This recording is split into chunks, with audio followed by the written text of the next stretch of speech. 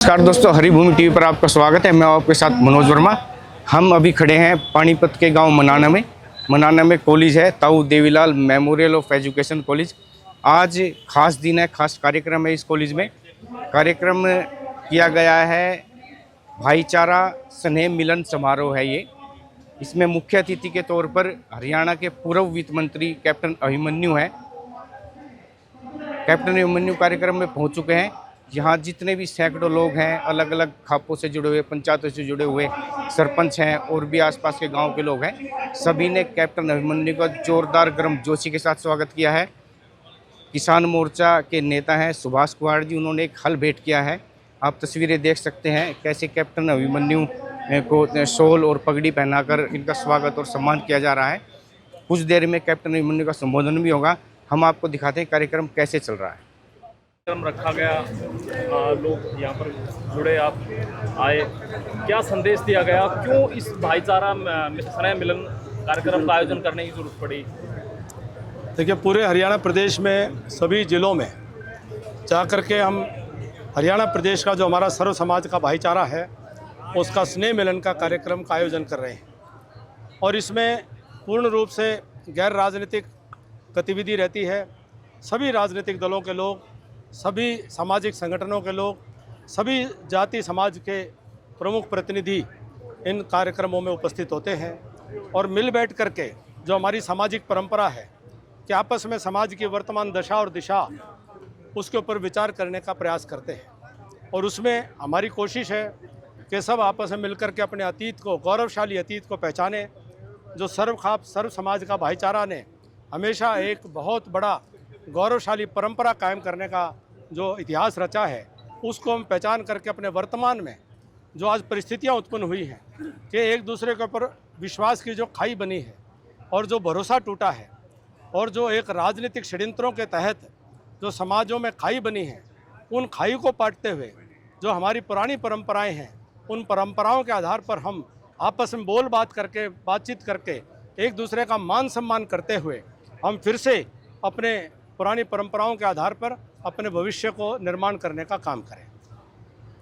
Captain साहब, बार बार धर्मेंद्र हुड्डा आरोप लगा रहे हैं, लाइव आकर के अपनी प्रतिक्रिया दे रहे हैं, जिसके ऊपर आरोप लगा रहे हैं, लेकिन वहाँ से कोई रिएक्शन नहीं आ रहा उसका स्टेटमेंट का। आपने तो माफ़ कर दिया बहुत सारे बच्चों को। देखिए, जो सच्चाई है वो सामने आई है और एक बहुत बड़ा षड्यंत्र वह समाज के साथ हुआ, हरियाणा प्रदेश के साथ हुआ। हरियाणा प्रदेश उस आग में जला, हज़ारों लोगों को नुकसान हुए और हज़ारों नौजवानों का भविष्य वह अंधेरे में डूबा। बहुत सारे लोगों को प्रताड़ना सहनी पड़ी और इस हरियाणा में इस प्रकार के सामाजिक हिंसा का, जातीय हिंसा का कोई इतिहास नहीं था। लेकिन वो हालात पैदा किए गए। हालात पैदा किन्होंने किए? जो लोग ये कह रहे थे आंदोलन को भड़काते हुए कि फलाने ज़िलों में कीड़ी भी नहीं मरी, उनको भी कहो कि वो भी इसके अंदर करें।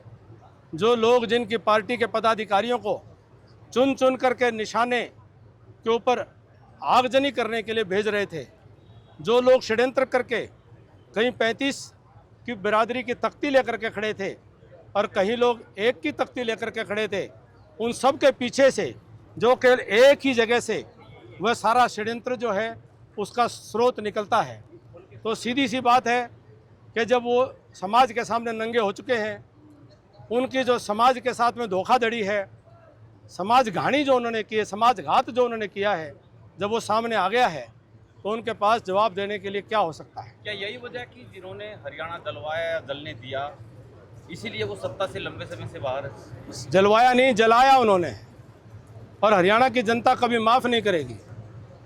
वो कानून से तो कोई बच सकता है, लेकिन परमात्मा के दरबार में बहुत जल्दी उनको जाके खड़ा होना पड़ेगा। वहाँ से वो कैसे बचेंगे? परमात्मा के न्याय से कोई नहीं बच सकता है। कैप्टन साहब, 2016 में जब ये कांड हुआ था, उसके बाद चुनाव हुए हैं, चुनाव में उनको करारी हार मिली है और उनके रथ भी वापस आए हैं। आप इस बारे में आप क्या कहेंगे? भविष्य की राजनीति के उनके ऊपर क्या कहेंगे आप? कुकर्मों की सजा अभी पूरी नहीं मिली। उनके कुकर्म तो इतने हैं कि वो केवल परमात्मा ही उनको न्याय कर सकता है। इतने कुकर्म कर रखे हैं, धरती पे तो पूरे होंगे नहीं। उनका न्याय जो है उनकी सजा। विपिन साहब, समाज में एक गरीब है, पहले राजा का नेता का कर्तव्य होता था कि सद्भाव रखे समाज में।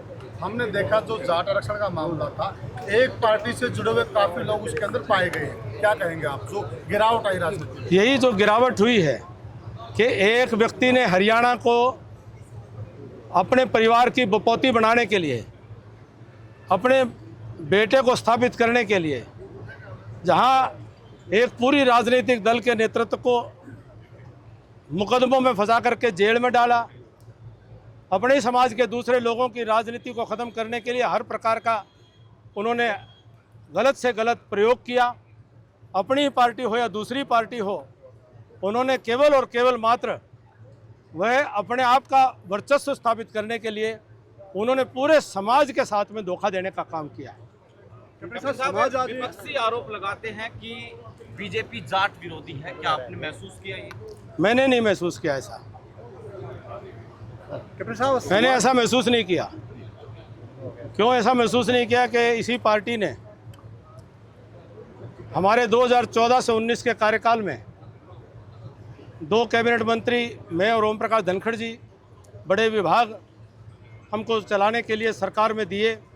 प्रदेश अध्यक्ष सुभाष बराड़ा जी, केंद्र में चौधरी वीरेंद्र सिंह जी, डॉक्टर संजीव बाल्यान जी, चौधरी सत्यपाल सिंह जी, वहीं राजस्थान से भी केंद्र में पीपी चौधरी साहब, भागीरथ चौधरी जी और लोग केंद्र में मंत्री बनाए। वहीं 1924 में हरियाणा सरकार के अंदर 5 कैबिनेट मंत्री बनाए, अनेक गवर्नर बनाए, उपराष्ट्रपति बनाए। तो कैसे ये बात को कोई माने कि आप जैसा जो बात कहना चाहते हैं? पूरी तरह से भारतीय जनता पार्टी ने, और भारतीय जनता पार्टी तो वो पार्टी है जिसने जाट समाज को आरक्षण दिया। उत्तर प्रदेश में बाबू राम प्रकाश गुप्ता की सरकार ने दिया, राजस्थान के अंदर श्रद्धेय अटल बिहारी वाजपेयी जी ने देश में उनको आरक्षण दिया। भारतीय जनता पार्टी ने चौधरी चरण सिंह जी की सरकार मुख्यमंत्री के नाते उत्तर प्रदेश में बनी, वो भी भाजपा जनसंघ के सहयोग से बनी थी। तो भारतीय जनता पार्टी ने तो हमेशा जो अपनी विचारधारा के ऊपर चल करके कांग्रेस विरोधी दलों को साथ दे करके, अगर हिंदुस्तान में कोई एक दल कांग्रेस के खिलाफ खड़ा रहा है आज तक, वो अकेला केवल जनसंघ और भारतीय जनता पार्टी है। आप भाईचारा इकट्ठा कर रहे हैं और प्रदेश के कई नेता पूर्व मुख्यमंत्रियों पर ओछी टिप्पणी कर रहे हैं, आपने सुना होगा। देखिए, मैंने आप ये भी कहा कि कोई टिप्पणियां करे उसका अपना मुंह गंदा होता है, कोई गलत बात बोलेगा तो उनके हर बात पर हमें टिप्पणी करने की जरूरत नहीं है।